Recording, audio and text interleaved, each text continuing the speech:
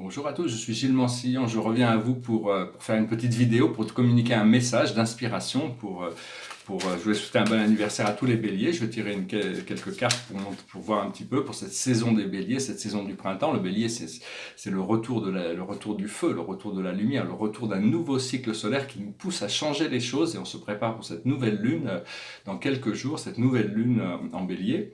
Donc il peut amener des choses inattendues. L'esprit n'arrête pas de me dire que mon heure est arrivée, mais enfin ça fait des années qu'ils me disent ça, donc j'espère qu'ils me disent, et si c'était vrai, j'aurais plus besoin de travailler tout seul dans mon coin, je pourrais commencer à travailler efficacement par rapport à ce rôle que j'ai vis-à-vis de l'humanité et ce rôle culturel, disons. Et donc j'aurais tiré 12 cartes, 13 cartes même, on va voir on va faire le tour de l'horoscope. Alors d'abord, dans la première maison en bélier, c'est ce qui est potentiel, ce qui est devant nous. Et là, on voit la révélation, c'est-à-dire on va pouvoir voir la révélation, c'est-à-dire arriver à comprendre ce qui se révèle dans notre esprit, les choses qui se révèlent. Il faut prendre au sérieux toutes ces choses. Ce n'est pas notre imaginaire qui fait les révélations qui arrivent dans notre esprit. Après ça, en taureau, ce qui se passe, c'est ce que l'on possède, ce qui est déjà acquis. Et là, on a la joie. Le potentiel, c'est cette joie qui est déjà actuelle. Quand on est dans ces moments de joie, dans le moment présent, il faut arriver à y rester, chercher des moyens de ne pas analyser pour pouvoir rester dans cet espace de joie.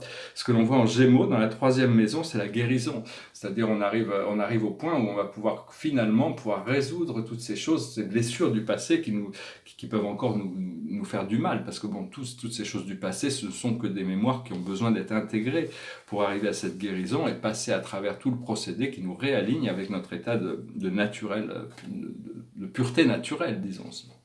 Après ça, dans la quatrième maison, en cancer, dans la quatrième maison, il y a tout ce qui est le monde intérieur, la famille, le foyer, l'environnement, et là on a le départ. Personnellement, je me prépare pour ce départ, j'espère que ça va arriver incessamment sous peu. Dieu m'a dit que ce sera au dernier moment, donc j'ai pas envie que ça soit au dernier moment, je préfère que ça soit un petit peu avant le dernier moment. C'est toujours un petit peu, parce que ça fait monter le stress, ça empêche donc il faut se préparer à un changement, des transformations profondes. Au niveau du foyer, il y a aussi bien une libération intérieure qu'extérieure. Après ça, en Lion, dans la cinquième maison, c'est tout ce qui est les affaires du cœur, la famille, les enfants.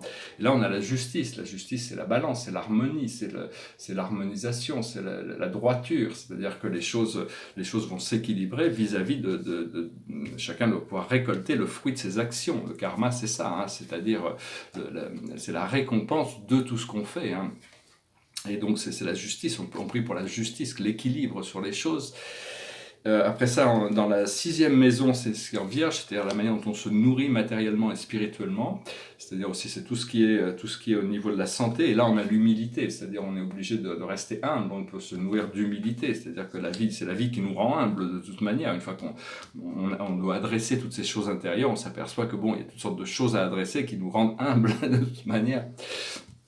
Après ça, dans la septième maison, c'est la balance, c'est-à-dire c'est toutes les relations du monde terrestre, tous les contrats, les relations, que ce soit des relations amicales, les relations professionnelles, les relations sentimentales. Et là, on a le repos. On a besoin de se recharger, de se régénérer. Donc, il faut arriver à trouver cette sérénité, ce repos naturel. Après ça, dans la 2, 4, 6, 7, 8e maison, c'est le scorpion, donc c'est ce qui vient du monde intérieur, des profondeurs de la base, de subconscient, tout ce qui affecte nos choses avec ces choses profondes, l'argent, le sexe, la mort, toutes ces choses profondes. Et là, on a le jugement, donc ce jugement, c'est vraiment une intervention divine, c'est Dieu qui rétablit les choses de manière juste. Parce que nous, on n'a pas vraiment les moyens de juger, mais enfin bon, on doit quand même s'autodéterminer, avoir de la discrimination sur les choses pour ne pas s'associer avec des choses inférieures. Donc c'est une question d'avoir un jugement qui est sain, sans vouloir condamner ou juger ou attribuer des blâmes sur les choses, c'est-à-dire même les autres. Il faut essayer... je vais revenir un petit peu là-dessus aussi par rapport... Après ça, dans la... 2, 4, 6, 8, 9e maison, c'est le Sagittaire. Alors le Sagittaire, là, on a Jupiter qui est en train de rétrograder un peu là-bas encore, il va rétrograder un petit peu, et qui traverse le Sagittaire, c'est une phase d'expansion, mais il fait un carré à Neptune, donc ça confronte nos rêves quand même, cette expansion confrontée à notre imaginaire. Et là, on a l'énergie, c'est la carte numéro 1, c'est arriver à ramener toutes ces énergies de la dualité à l'unité. C'est nos philosophies, nos lois, nos concerns actuellement.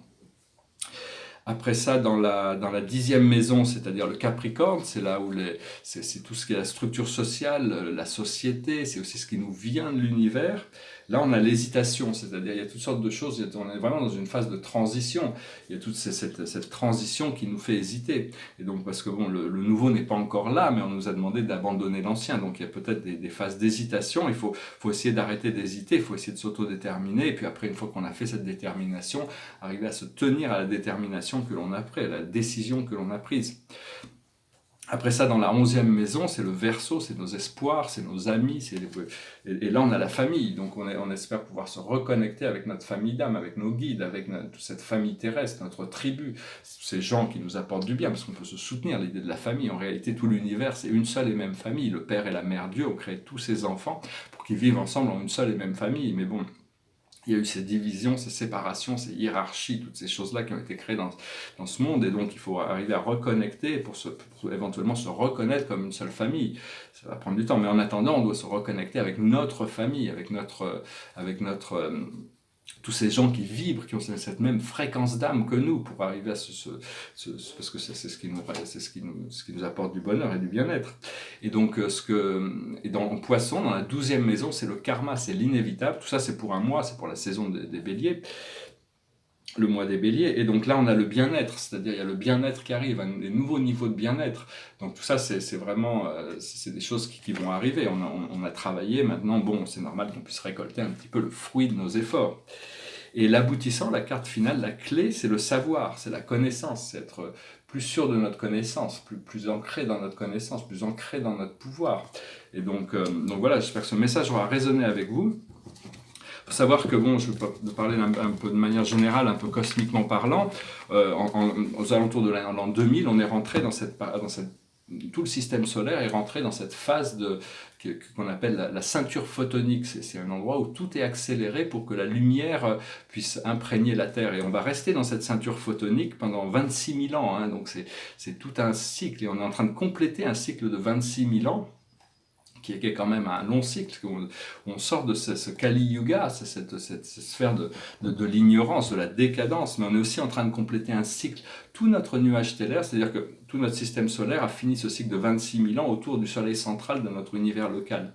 C'est-à-dire, parce que bon, il y a la Terre qui tourne autour d'elle-même, ça fait un jour, la Terre qui tourne autour du Soleil, ça fait un an, et quand tous les systèmes de l'univers tournent autour du Soleil central de l'univers, ça complète un cycle de 26 000 ans. Et tout notre univers local est en train de compléter un cycle autour de la Voie lactée de 285 millions d'années. Et toute notre famille de galaxies est en train de compléter un cycle de 16 milliards d'années autour du grand soleil central, de l'univers central, du paradis. Donc on est en train de compléter un grand nombre de cycles qui sont vraiment finales et qui vont vraiment transformer toutes ces choses. Donc voilà, il faut accepter ce renouveau, et bon, même si ça peut prendre du temps, d'un point de vue cosmique, le temps est complètement différent. Hein. Savoir que bon, on a un corps physique qui est fait de cellules. En réalité, les cellules d'un point de vue biologique, la cellule, c'est l'être vivant par excellence. Et ces cellules, on en a à peu près 50 000 milliards de cellules. C'est énorme, hein. Le corps physique est fait de 5. Bon, il y a des gens qui en ont 2 fois plus parce qu'ils sont 2 fois plus importants, puis il y en a qui en ont un petit peu moins parce qu'ils sont un peu moins importants au niveau de leur taille physique. Mais et il faut voir que notre ADN, c'est le même ADN dans toutes nos cellules. L'ADN est très intelligent. Il sait s'il doit fabriquer un ongle ou un cheveu ou une cellule sanguine ou une cellule nerveuse. Donc il y a toute cette intelligence à l'intérieur de l'ADN qui arrive à créer cet ensemble extrêmement complexe d'un corps physique. Alors je vais imaginer cet ADN comme une sorte d'échelle qui est reliée par des petits bâtons. Et donc vous pouvez l'isoler, et en affectant, une fois qu'il est isolé, on lui envoie de la lumière et ça affecte tout le corps physique. Et il faut essayer d'imaginer qu'il y a une troisième branche, et une 4e branche, et une 5e branche, et une 6e branche, jusqu'à ce qu'il y ait 12 branches d'ADN. À ce moment-là, imaginez 2 pyramides, l'une qui est pointée vers le haut, une qui est pointée vers le bas, qui sont imbriquées l'une dans l'autre et qui tournent comme ça. C'est devenu l'ADN, le Merkaba. C'est une sorte de véhicule de lumière où on peut exister à l'intérieur de ce Merkaba. Et il tourne, il faut le faire tourner dans dans le sens contraire des aiguilles d'une montre, ou ça dépend, on peut faire aussi tourner dans l'autre sens, mais a priori c'est dans ce sens-là qu'il faut, c'est accélérer et d'imaginer un Merkaba dans la lumière violette, hein, vous pouvez l'imaginer, c'est une sorte de pyramide transparente, deux pyramides transparentes imbriquées les unes dans les autres, qui est une sorte d'améthyste, vous pouvez l'imaginer en améthyste qui rayonne cette flamme violette. Donc une fois que vous avez visualisé ça, vous projetez ça à l'intérieur de la cellule et toutes les cellules du corps deviennent complètement à l'intérieur de chaque cellule, il y a ce Merkaba qui commence à s'activer, s'allumer, qui nous permettra d'activer notre corps de lumière. Donc c'est des exercices travaillés avec notre ADN, c'est-à-dire que bon, pour le moment, il faut arriver à réactiver toutes ces parties. Il y en a beaucoup qui se réactivent consciemment et d'autres qui se réactivent inconsciemment. Euh, Savoir que bon, le corps physique, on a un corps physique dans la troisième dimension, qui est fait la première, seconde et troisième dimension. Les cellules sont de la première dimension, les organes sont dans la deuxième dimension, et la totalité de la troisième dimension, c'est la dimension des sens, que l'ego, personnalité, reconnaît comme réel, le monde physique. Mais dans la quatrième dimension, c'est le monde des émotions et le monde des projections astrales, le monde des désirs. Et donc là, à partir de là, on commence à notre corps astral est beaucoup moins limité à des choses matérielles. Quand on a des rêves, les rêves ne sont pas aussi limités que ce que l'on peut vivre dans le monde physique une fois qu'on est réveillé. Donc il faut savoir que dans notre 4e, 5e, 6e et 7e dimension, on a toujours un corps physique, mais qui est complètement fait de lumière. Par contre, quand on s'élève au-dessus, de la 8e, 9e, 10e dimension, on n'est plus vraiment dans un corps physique, on est un corps éthérique qui n'a plus vraiment de forme ou d'aspect. Donc tout ça, mais en réalité, on existe déjà jusqu'à la 12e dimension. On existe déjà dans toutes ces dimensions. On a déjà un corps qui est déjà présent dans toutes ces dimensions. C'est juste une question de se brancher sur la fréquence qui nous permet d'intégrer cette fréquence. Savoir que le passé et le futur, c'est juste des points qui existent dans l'expérience, mais dans notre présence je suis et notre âme connaissent déjà tous les points du passé et tous les points du futur. C'est un peu comme un livre. On lit une page chaque jour, où on écrit des choses tous les jours, et on écrit des choses tous les jours sur notre livre, mais en réalité, on peut revenir en arrière sur des pages du passé. Des fois, il y a des pages qui reviennent, des choses qui reviennent sur notre page du futur. Mais on peut aussi aller voir dans le futur. Seulement, si on va voir trop loin dans le futur, on rate l'histoire entre le présent et le futur. Donc, c'est bien de pouvoir quand même assez tourner les pages pour arriver à créer des changements. Hein. Et donc voilà, c'est juste arriver à comprendre. Un jour, de toute manière, à la fin de notre vie, les livres sont ouverts. Tout est enregistré, tout ce qu'on a fait. On est obligé de faire face à tout ce que l'on a fait pour comprendre le procédé d'éducation et d'évolution dans lequel on a choisi de passer. Alors je voulais parler voilà, c'est à peu près ce que je voulais dire. je voulais dire aussi, bon, les gouvernements actuels fonctionnent pas vraiment. Hein. Je voyais ces gilets jaunes là dans la rue qui commencent à défiler en disant on veut brûler les policiers, on veut brûler les patrons, on veut brûler tout. Moi je peux pas m'associer à des gens aussi méchants et violents. On dit ah oui, on n'est pas assez méchants, on va devenir beaucoup plus méchants. Et donc ces gens ils se rendent pas compte de ce qu'ils projettent, ils vont le subir et leur pression va monter. Mais on peut pas faire grand chose sinon leur envoyer de la lumière, de l'amour, des flammes violettes pour qu'ils puissent se pacifier, qu'on trouve la solution à leurs problèmes. Mais en gros, le problème, c'est que les gouvernements sont beaucoup trop gros. Ils peuvent plus s'occuper des gens, ils s'occupent d'eux-mêmes, ils s'occupent de leurs programmes, de leurs problèmes, mais ils s'occupent plus du tout de leur population. Il faut décentraliser, que les communautés puissent arriver à s'autogérer beaucoup mieux pour s'occuper de toutes les populations qui vivent, parce qu'il n'y a que la qualité de vie des populations qui soit vraiment importante, à mon avis. C'est vraiment la qualité de vie de chaque personne qui fait la grandeur d'un pays, hein. Donc, mais tout ça, c'est donc le pouvoir. C'est John Lennon qui chantait Power to the People. Je ne vais pas chanter cette chanson aujourd'hui, mais le pouvoir revient au peuple. Le pouvoir, ces gouvernements républicains démocratiques a été créé par le peuple, pour le peuple. Hein. La liberté, le droit à la liberté, au bonheur. C'est vraiment bon. A priori, c'était quand même au départ, c'était ça. Hein. Maintenant, on est arrivé dans des choses qui sont un petit peu décadentes, et donc on a besoin de remettre un petit peu les choses en place. Revoir beaucoup des copies, mais enfin tout ça on va voir comment ça se passe. Moi personnellement j'essaie de m'occuper de moi avant tout, et donc on espère que on pouvoir tourner cette page très bientôt. Les tableaux derrière moi, c'est bon, ça c'est, je vais montrer un tableau numéro 3 sur les 7 grandes familles spirituelles. Ça c'est le numéro 4, c'est le tableau que j'avais fait à Denver. C'est un tableau qui était recyclé, c'était un ami, il avait ces tableaux qui s'est débarrassé. Il y en avait c'était le portrait de sa petite amie, mais elle en voulait plus, elle s'était débarrassée. Et donc j'avais repeint par-dessus, et puis une semaine après il revient, il voit le tableau, je dis ça c'est le tableau de Rachel. Waouh, elle le reveut, elle a changé d'avis, elle reveut son tableau. Bon, c'était une blague, mais bon, enfin celui-là est très beau, il est sorti en une semaine, c'est c'était vraiment un cadeau, quoi. L'esprit maître ici, avec les suprêmes exécutifs, les mères de l'univers, les esprits réflectifs, les esprits de la Trinité, les esprits de l'esprit infini, les colonies de courtoisie, les citoyens permanents de l'univers, les aides de l'univers avec les archanges, les fils de Dieu, les centres de pouvoir, le suprême, l'ultime, l'absolu, les prépersonnels, les superpersonnels, tous les ordres, un point d'interrogation sur tous les ordres qui ne sont pas révélés, le corps de la finalité, et puis les transcendantaux ici. Enfin, il est très très dessiné en bas de 1999. Et de l'autre côté, ça s'appelle La Femme en jaune. C'est une sorte de série de papiers que j'avais fait des nus, des portraits, j'en ai beaucoup. Donc je continue à en faire, je travaille sur papier actuellement. Je les mets sur Instagram si vous voulez aller jeter un petit coup d'œil. Il y a plein de choses très très différentes. Et donc voilà, hein, bon, l'esprit me dit que mon heure est là, donc il est possible que tout va changer pour moi. Bon, après ça, je serai très heureux. C'est un petit peu le fruit du travail que j'ai fait qui va me permettre, j'espère, de pouvoir passer dans une phase de transition qui va me permettre de pouvoir être confortable et de pouvoir remplir ma mission terrestre de manière plus confortablement. Alors je vais finir avec une chanson qui est... Je vais tirer une carte avec les archanges, c'est une chanson qui nous parle de liberté, hein, c'est sur la famille des oiseaux. Les oiseaux, c'est Ra, c'est le logo solaire, hein. Ra, il a son temple de la création sur Saturne, et tout a été créé, c'est des êtres, c'est des reptiliens au départ, mais les oiseaux, c'est des êtres qui ont un pouvoir supérieur sur la réalité, parce qu'ils ont le pouvoir de voler. Quand je vois, je sais que bientôt, j'ai eu ce rêve parce que maintenant j'ai du mal à courir parce que j'ai très mal aux genoux, mais j'ai eu cette vision, comme on voyait, où je pouvais voler par-dessus mon programme, où je pouvais courir autour de l'hippodrome et tout ça, donc, où je vais pouvoir voler au-dessus, donc ça serait assez agréable de pouvoir revenir à retrouver ce pouvoir de la lévitation. L'esprit me dit que ça va arriver, hein, donc bon, on va pas trop se projeter, mais enfin, j'aimerais bien y être déjà, quoi, ça serait assez agréable. On va pas en faire un cirque non plus, hein, on va essayer de garder ça spirituel. Voilà, donc c'est une chanson qui dit « Fais comme l'oiseau ». Fais comme l'oiseau, sa vie d'air pur et d'eau fraîche, un oiseau.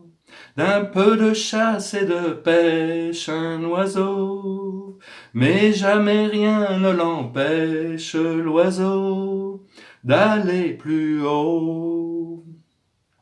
Mais je suis seul dans l'univers, j'ai peur du ciel et de l'hiver, j'ai peur des fous et de la guerre, j'ai peur du temps qui passe, dit. Comment peut-on vivre aujourd'hui dans la fureur et dans le bruit? Je ne sais pas, je ne sais plus, je suis perdu. Fais comme l'oiseau, sa vie d'air pur et d'eau fraîche, un oiseau. D'un peu de chasse et de pêche, un oiseau, mais jamais rien ne l'empêche, l'oiseau, d'aller plus haut. Mais l'amour dont on m'a parlé, cet amour que l'on m'a chanté, ce sauveur de l'humanité, je n'en vois pas la trace, dit. Comment peut-on vivre sans lui? Sous quelle étoile, dans quel pays? Je n'y crois pas, je n'y crois plus, je suis perdu. Fais comme l'oiseau, sa vie d'air pur et d'eau fraîche, un oiseau. D'un peu de chasse et de pêche, un oiseau. Mais jamais rien ne l'empêche, l'oiseau, d'aller plus haut. Mais j'en ai marre d'être roulé par des marchands de liberté, d'écouter se lamenter. Ma gueule dans la glace dit, est-ce que je dois montrer les dents? Est-ce que je dois baisser les bras? Je ne sais pas, je ne sais plus, je suis perdu. Fais comme l'oiseau, sa vie d'air pur et d'eau fraîche, un oiseau. D'un peu de chasse et de pêche, un oiseau, mais jamais rien ne l'empêche, l'oiseau, d'aller plus haut, oh, oh, oh. Voilà, c'était assez marrant parce que l'autre jour j'étais en train de courir, je pensais à ce programme de lévitation, puis tout d'un coup il y a un canard qui a commencé à voler par-dessus lui, et je dis, ouais, il sait des choses que je sais pas, il arrive à faire des choses, je l'envie un petit peu parce que je le voyais, il était en train de voler par-dessus la petite rivière qui passait, c'était très agréable. Donc Enfin bon, c'est juste des choses qui me passent par l'esprit, hein. C'est pas des choses que j'ai inventées, c'est pas mon imaginaire, c'est des choses qui me sont révélées. Et donc, on a tous ces pouvoirs qui vont se révéler au fur et à mesure que faut arriver à connecter avec notre nature spirituelle. Et puis, et même mon maître guide m'avait expliqué que je viens d'un monde où il est naturel de voler. On a tous fait des rêves. Si vous avez rêvé que vous pouvez voler, si vous le rêvez, c'est que c'est possible. C'est juste d'apprendre à voler depuis le sol jusqu'en haut. Faut pas se jeter d'une hauteur tant qu'on n'est pas sûr. Mais bon, c'est tout un programme, hein, de toute manière, on a choisi de venir. Et la carte de la journée, c'est le soleil, l'archange Uriel. Oh, magnifique, hein. Une vie merveilleuse, épanouissez-vous grâce aux pensées positives, des idées qui conduisent au succès. Donc voilà, hein, tout est là. Je vous remercie pour tout, je vous souhaite un excellent samedi, un très bon week-end, puis je vous dis à très bientôt. Namasté.